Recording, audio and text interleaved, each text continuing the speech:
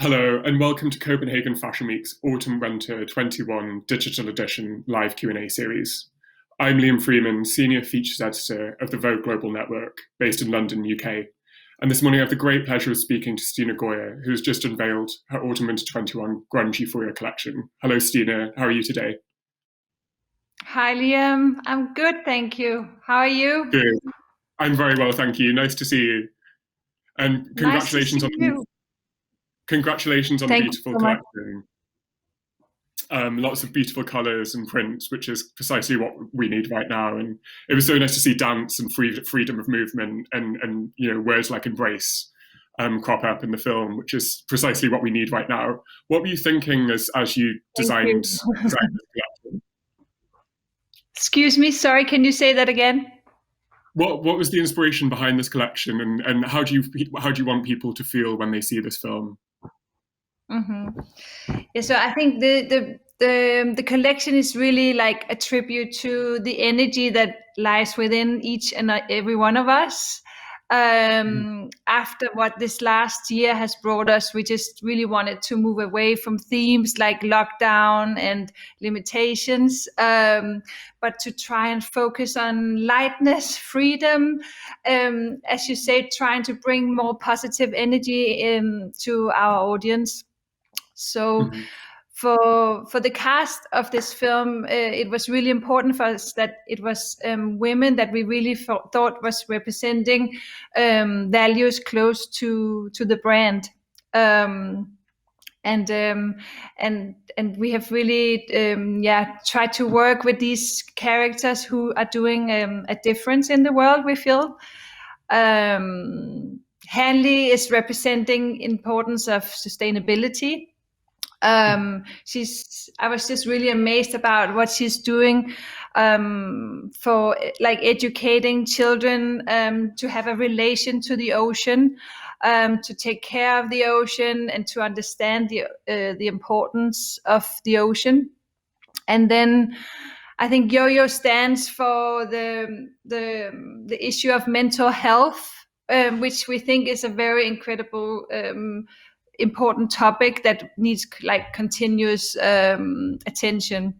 She has like suffered from chronic depression and anxieties, but has also that was really preventing her from kind of becoming this great poet and musician that she is today. And then Kara, she is like the third character in our film, and she's like a dance and gymnast coach, and she has experienced like feeling different and unwelcomed in a predominantly white kind of industry. And she's now teaching young people to feel comfortable and feel amazing in the way that they move and in the power of movement, no matter what skin color you have. So she's really representing like the importance of inclusion and diversity. I mean, such important topics to be covering. And, for you personally, how have you been keeping creative during this very difficult time? Yeah, I think again, like we really tried to kind of take the time and space to feel what is really important, and we have really kind of wanted to find focus on making more values for the brand. So not only kind of making clothes, but also adding like this kind of value system to the brand, and that has actually been quite a creative kind of way for me to work in a way. I mean, I started out in 2007, just before the financial crisis. And for me, it was also super important because everybody was going into these tendencies of doing everything black and gray and beige and I thought for me it gave creativity to work with colors and bring kind of an optimism to those kind of difficult times. So in that sense, I feel like I've been a little bit looking into the same kind of work process this time. And you're of course known for your beautiful hand designed prints. What were some of the inspirations behind the prints this season? The prints are, I mean, the overall inspiration is really coming from the new romantic of the early 90s and the grunge movement.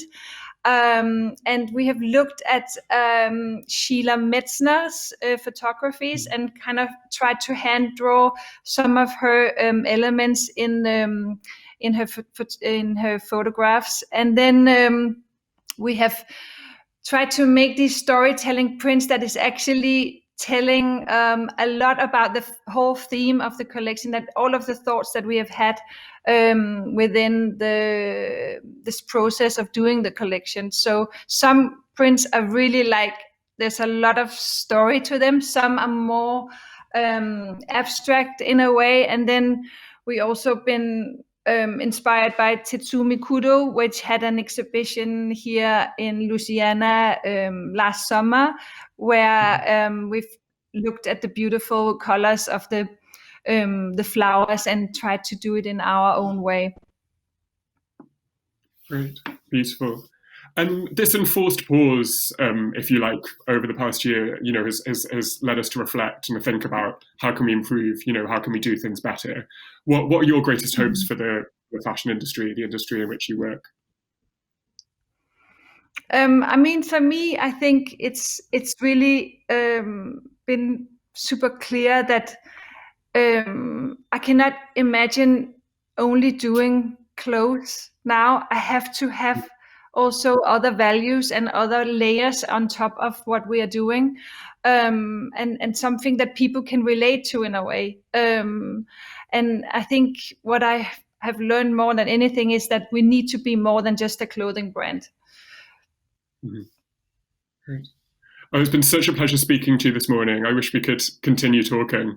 And who knows, positive thinking maybe Thank next you season. So much for talking to me today. Okay, thank you, Stine. Have a good day. Bye. Thank you everyone at home for tuning in. Yeah, me too.